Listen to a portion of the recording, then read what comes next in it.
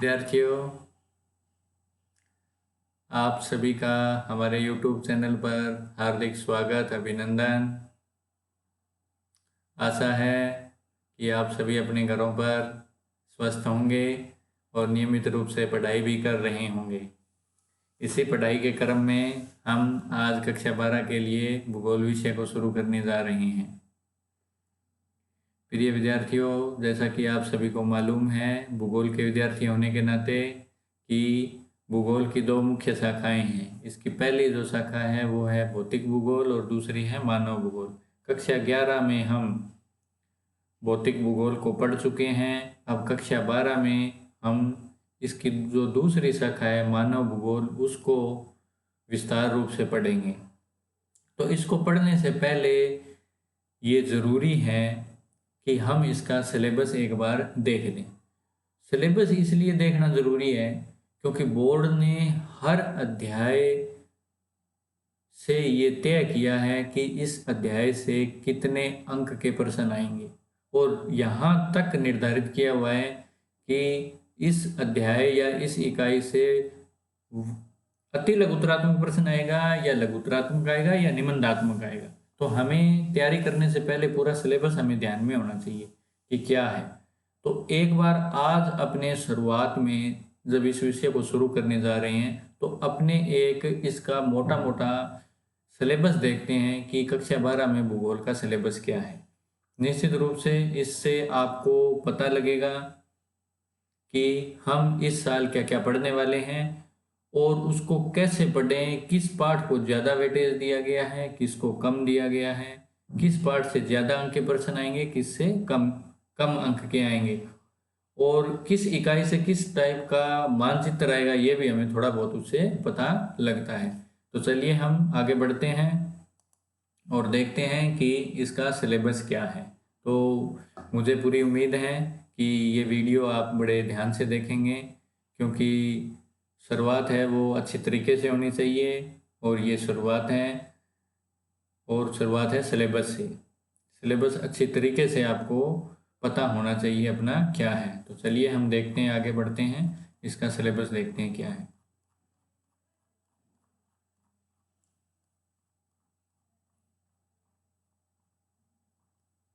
पाठ्यक्रम, ये देखिए आपके सामने पाठ्यक्रम आ गया है। तो यहाँ खंड ए लिखा हुआ है, कुल अंक 28 लिखे हुए हैं। तो मैं आपको बता दूं, आपकी जो ये पाठ्य पुस्तक है ये दो खंड में है। खंड ए मानव भूगोल के मूल तत्व, और जो दूसरा खंड है वो भारत के भूगोल से संबंधित है। कुल जो अंक है ना वो आपके 56 अंक हैं। कुल अंक कितने हैं? 56, जिसमें से 28 जो अंक हैं वो खंड ए के है, 28 है खंड बे के। तो हम खंड ए में देखते हैं क्या पढ़ेंगे। खंड ए में आप देखें मानव भूगोल के मूल तत्व हैं। इसमें जो पहली इकाई है वो मानव भूगोल का परिचय है।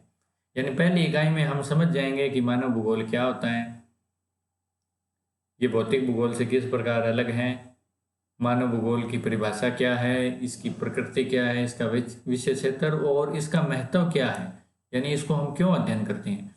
इसके अलावा हम इस इकाई में विश्व की प्रमुख जनजातियों के बारे में भी पढ़ेंगे।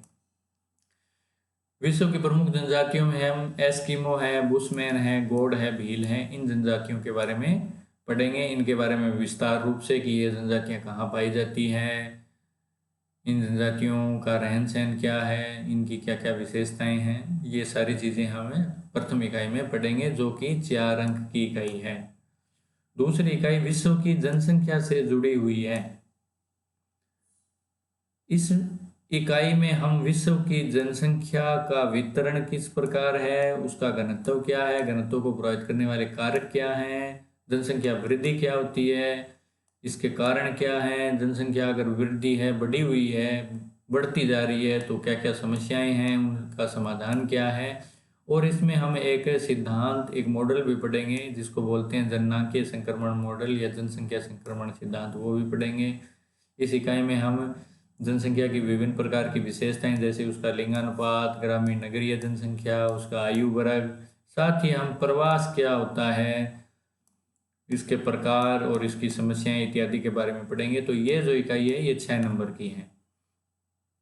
आगे आप देखें, अगली जो इकाई है वो है विश्व में मानव अधिवास। तो इसमें हम देखेंगे अधिवास क्या होता है, इसके प्रकार क्या हैं, इन अधिवासों की समस्याएं क्या हैं, और एक हम मुंबई की जो धारावी कच्ची बस्ती है उसकी केस स्टडी भी पढ़ेंगे।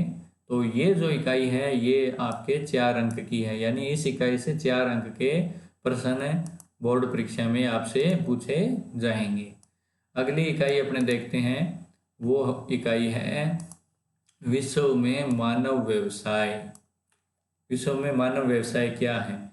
इस इकाई में हम विभिन्न व्यवसायों के बारे में, जैसे प्राथमिक व्यवसाय, द्वितीय व्यवसाय, तृतीय व्यवसाय क्या होते हैं, इनमें कौन कौन सी आर्थिक क्रियाएं शामिल की जाती हैं, इन सभी के बारे में पढ़ेंगे। ये 6 अंक की इकाई है। अगली इकाई आप देखें वो है विश्व में परिवहन, संचार एवं व्यापार।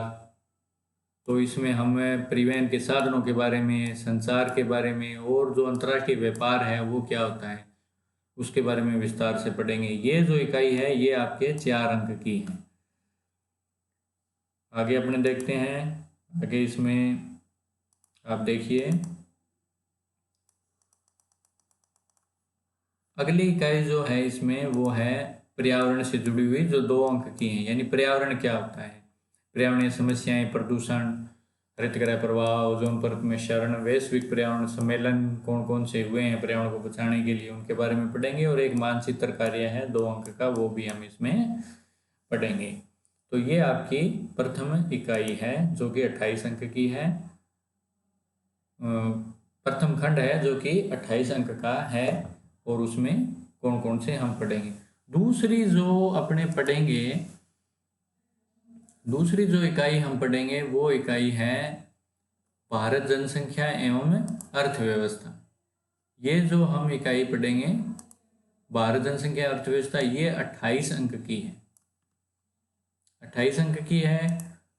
तो आप देखें इसमें जो प्रथम इकाई है इस खंड की, वो भारत की जनसंख्या के बारे में है कि भारत की जनसंख्या का वितरण क्या है, घनत्व क्या है, जनसंख्या वृद्धि क्या है। वही चीज़ें जो हम पहले खंड में पढ़ चुके हैं वो हम अंतर्राष्ट्रीय संदर्भ में पढ़ा, विश्व के संदर्भ में पढ़ा, यहाँ हम भारत के संदर्भ में पढ़ेंगे। ग्रामीण, नगरीय जनसंख्या, लिंगानुपात, आयु वर्ग, साक्षरता क्या है। तो ये जो पूरी इकाई है इसमें हम प्रजातीय तत्व, भाषाई वर्ग, धार्मिक संरचना और भारतीय संस्कृति पर विदेशी प्रभाव, ये 5 अंक की इकाई है। अगली इकाई संसाधन है। संसाधन क्या होते हैं, जैविक अजैविक संसाधन, ऊर्जा संसाधन, इनके बारे में है। तो यानी जो संसाधन पाए जाते हैं, संसाधन कहते किसे हैं, ये सारी चीज़ें हमें इस इकाई में पढ़ेंगे जो कि 5 अंक की है।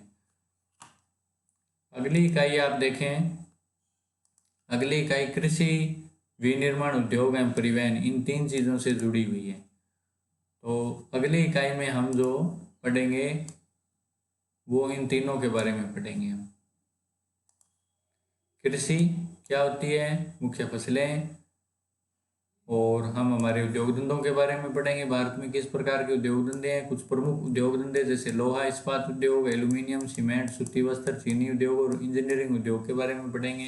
साथ ही हम परिवहन का जो पूरा तंत्र है वो कैसे है वो पढ़ेंगे। ये 5 अंक की इकाई है। तो और अगली जो इकाई है हमारे लिए वो है विकास एवं नियोजन। अगली इकाई है विकास एवं नियोजन जो कि 4 है। यानी विकास क्या होता है, नियोजन यानी योजनाएं भारत सरकार द्वारा किस प्रकार बनाई जाती हैं, क्या क्या योजनाएं बनाई गई हैं, उनका क्रियान्वयन कैसे कैसे किया गया है, ये सारी चीज़ें अपने इस इकाई में पढ़ने वाले हैं। और आगे देखते हैं अपने, ये सारा कुछ उसी में। एक इकाई इसमें राजस्थान से भी है। यानी हम विश्व का मानव भूगोल, भारत का मानव भूगोल, और इसके साथ ही अपने जो पढ़ेंगे वो है राजस्थान जनसंख्या एवं अर्थव्यवस्था। ये 5 अंक की इकाई है। इसमें हम राजस्थान की प्रमुख सिंचाई परियोजनाएं, पेयजल की समस्या, यहाँ की जनसंख्या, वितरण, घनत्व, लिंगानुपात, ग्रामीण विकास में हम डेयरी, गौपालन, कुटीर उद्योग, सूती वस्त्र, सीमेंट उद्योगों के बारे में पढ़ेंगे। और राजस्थान में पाए जाने वाले प्रमुख खनिजों के बारे में पढ़ेंगे। साथ ही हम मानचित्र कार्य भी इसमें इस इकाई से करेंगे, जो दो और दो 4 अंक का है। तो इस प्रकार का ये आपका पूरा सिलेबस रहने वाला है कि किस इकाई से किस प्रकार का आना है। यहाँ आप देखें, आपके सामने आपका ये पूरा सिलेबस आ गया है, ये पाठ आ गए हैं कि किस प्रकार इसमें पाठ है। तो आप देख सकते हैं इसमें कुल 25 अध्याय में ये आपकी पूरी पाठ्य पुस्तक बंटी हुई है। तो एक बार फिर से अपने इसको देखने का प्रयास करते हैं, थोड़ा समझने का प्रयास करते हैं कि कौन सा पाठ कितने अंक का है, कितना वेटेज रखता है बोर्ड परीक्षा में। तो आप ध्यान से देखें कि ये जो पूरी पाठ्य पुस्तक है, इससे 56 नंबर का आपका पेपर आना है। देखिए टोटल 100 नंबर का पेपर होता है, तो मैं आपको थोड़ा समझा देता हूँ। 56 नंबर जो हैं वो आपके आएंगे वार्षिक परीक्षा। 14 नंबर जो होता है वो होता है सत्रांक, और 30 नंबर होता है इसमें प्रैक्टिकल। तो ये कुल आपके होते हैं 100 नंबर, 100 नंबर का पेपर इसमें माना जाता है। 56 की वार्षिक परीक्षा, 14 के सत्रांक होते हैं जो कि इस 14 विद्यालय भेजे जाते हैं 14 में से, और 30 की आपकी प्रायोगिक परीक्षा होती है। कुल 100 अंक का पेपर होता है। तो आपकी जो ये पाठ्य पुस्तक है ये है 56 अंक की। इस 56 अंक में से जो खंड ए है वो 28 का है, और जो खंड ब है ये भी 28 अंक का है।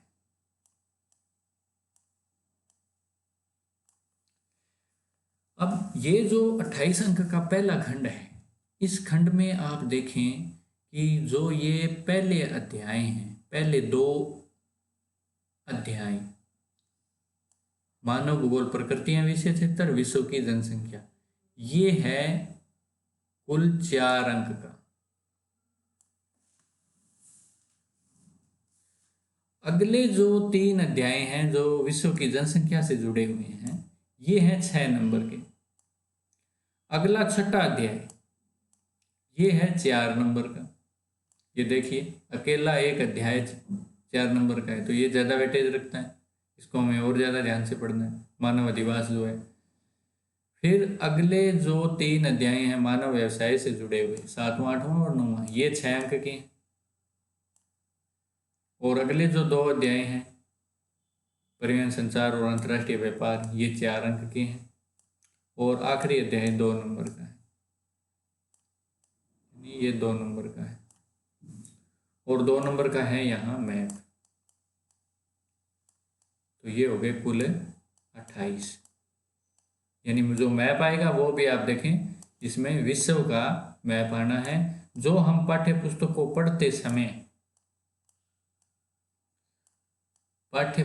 पढ़ते समय जो हमारे मैप आना है, जो मैप आएंगे विश्व के, उन्हीं में से पूछा जाएगा। तो आप देखें ये टोटल हो गए 28 नंबर। इसी प्रकार खंड जो ब है वो भी आप देखें 28 नंबर का है। इसमें आप देखें जो पहले 2 अध्याय हैं जो भारत की जनसंख्या से संबंधित हैं, ये 5 अंक के हैं। अगले 3 अध्याय जो भारत के संसाधनों के बारे में बताएंगे, ये भी 5 अंक के हैं। अगले जो 3 अध्याय हैं कृषि, उद्योग एवं परिवहन, ये भी 5 अंक के हैं। अगले जो 2 अध्याय हैं ये 4 अंक के हैं, जो भारत में नियोजन एवं विकास के बारे में बताते हैं। और अगले 3 अध्याय आखिरी जो राजस्थान की अर्थव्यवस्था से संबंधित हैं, राजस्थान के भूगोल से जुड़े हुए हैं, तो ये जो हैं ये 5 अंक के हैं।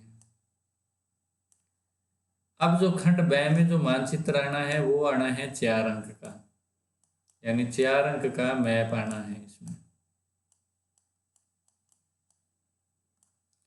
इस 4 में से जो 2 अंक हैं वो भारत का है, भारत का मैप आएगा। यानी हम इन पाठों को पढ़ते समय जो भारत के मैप आएंगे वो हम अच्छे तरीके से करेंगे।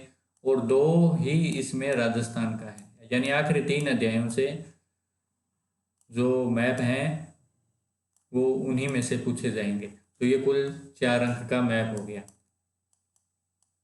जिसमें से 2 अंक भारत और 2 अंक राजस्थान। तो इस प्रकार ये भी 28 अंक का। तो निश्चित रूप से मुझे उम्मीद है कि आप सभी को सिलेबस अच्छी तरीके से समझ में आया होगा कि हमारा सिलेबस क्या है और किस प्रकार है। आप इस सिलेबस को पूरी अच्छी तरीके से समझ लें। आपके पास पाठ्य पुस्तक उपलब्ध हैं तो आप उस पाठ्य पुस्तक में लिख लें, वरना अपनी कॉपी में इसको लिख लें कि हमारा ये सिलेबस इस प्रकार है और इस पाठ को इतना वेटेज है। आने वाले समय में जैसे जैसे मैं ये पाठ आपको पढ़ाऊँगा वैसे वैसे आपको इसमें से किस पाठ से कैसा प्रश्न पूछा जाएगा, यानी इस पाठ से लघुत्तरात्मक आएगा या अति लघु आएगा या निबंधात्मक आएगा, कैसा प्रश्न आएगा, वो जब हम पाठ पढ़ेंगे उस टाइम आपको इनके प्रश्न उत्तर कराते समय वैसे वैसे आपको करवाते जाएंगे। तो इस सिलेबस से संबंधित कोई चीज़ आपके समझ में ना आई हो, किसी भी प्रकार का आपको कोई डाउट लगे तो आप नीचे कमेंट बॉक्स में उस प्रश्न को लिखें, उसका उत्तर मैं देने का प्रयास करूंगा आपको। और अपनी तैयारी आज से शुरू करें आप। साथ ही आखिर में इस YouTube चैनल को आप सब्सक्राइब कर लें, साथ ही पास में दिए हुए बेल आइकन को भी दबा दें। ये इसलिए ज़रूरी है क्योंकि जैसे ही मैं वीडियो डालूंगा अगला तो आपको तत्काल उसका नोटिफिकेशन मिल जाएगा। तो आशा है हमारा ये प्रयास आप सभी को अच्छा लगेगा। तो सभी को बहुत बहुत धन्यवाद।